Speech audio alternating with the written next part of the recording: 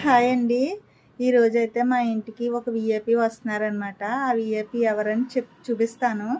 25 years తర్వాత మా ఇంటికి వస్తున్నారనమాట అండి. ఇప్పుడు దాకా అయితే రాలేదు మా ఇంటికి. ఇప్పుడే అంటే నేను ఈరోజు ఐ ఆపరేషన్‌కి తీసుకెళ్ళాలనేసి రమ్మంటే వస్తానన్నారు. అయితే నేను ఒక విషయం చెప్తానండి. ఇల్లు స్ట్రాంగ్‌గా ఉండాలంటే పునాది అన్నది కరెక్ట్‌గా ఉండాలి. అలాగే మనం ఒక ఫ్యామిలీ రన్ అవ్వాలంటే ఫాదర్ అనే పర్సన్ ఎవరైతే ఉన్నారో ఆయన చాలా కరెక్ట్‌గా ఉండాలండి. అలా లేని పక్షాన మా ఫ్యామిలీ ఇప్పుడైతే చక్కగానే ఎవరికాళ్ళు సెటిల్ అయ్యారు గానీ, చాలా అంటే చాలా సఫర్ అయిన రోజులున్నాయండి. నేను ఎమోషనల్ అవ్వకూడదని చాలా స్ట్రాంగ్‌గా ఉన్నాను. చాలా అంటే చాలా సఫర్ అయిన రోజులున్నాయి. అక్క తన అక్క, అన్నయ్య తన అన్నయ్య, తమ్ముడు తన తమ్ముడు చాలా సఫర్ అయ్యామండి. అందులో ఎక్కువ సఫర్ అయింది ఏంటంటే నేను.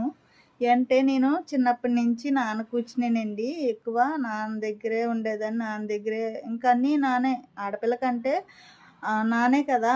నేను అలాగే ఉండేదాన్ని. ఇప్పుడు అందరూ అనుకునేదేంటంటే చిన్నప్పటి నుంచి నాన్న దగ్గర ఉంది కదా! ఇప్పుడు నాన్న దగ్గరికెళ్ళింది అన్న క్వెషనే వస్తుంది తప్పితే గానీ ఇప్పుడు ఏ పొజిషన్‌లో ఎళ్ళింది, ఎందుకెళ్ళింది అన్నది ఎవ్వరు ఆలోచించట్లేదు. అయినా ఇప్పుడు నేను కన్నందుకు చూడాలి. ఎందుకంటే నేను ఆళ్ళకి రుణపడిపోయి ఉన్నాను. నాకు జన్మ ఇవ్వడమే పెద్ద వాళ్ళని నేనెప్పుడో చేసుకున్న అదృష్టం అనుకుంటాను. లేకపోతే నేనేమో ఎలా పుడిదునో తెలీదు, ఏమవుదునో తెలీదు.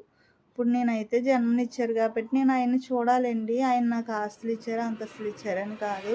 అందరూ ఏంటంటే నా పెదాల మీద ఉన్న నవ్వునే చూస్తున్నారు. నా గుండెల్లో ఉన్న బాధ అయితే ఎవ్వరూ చూడట్లేదు.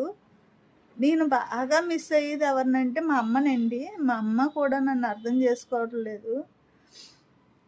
నేను అదొకటే మిస్ అవుతున్నాను. నేను చేసింది ఏమన్నా తప్పుంటే క్షమించండమ్మా. నేను ఒకటే చెప్తాను. నేను చేసింది తప్పుంటే క్షమించండి. ఇంక అంతకంటే ఏం చెప్పలేను. ఆయన ఎవరన్నది ఇప్పుడు మీకు చూపిస్తాను. ఓకేనండి. ఇటువంటి పరిస్థితుల్లో నేను ఈయన దగ్గరికెళ్ళానండి. ఇప్పుడైతే ఈయన ఇలా ఉన్నారు. ఫస్ట్ టైం అనమాట 25 ఇయర్స్ తర్వాత మా ఇంటికైతే వచ్చారండి. నాకు చాలా హ్యాపీగా ఉంది.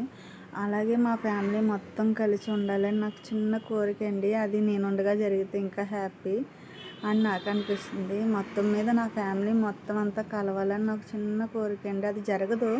జరగాలని అనుకుంటున్నాను అంతే. ఓకేనండి. బాయ్ అండి.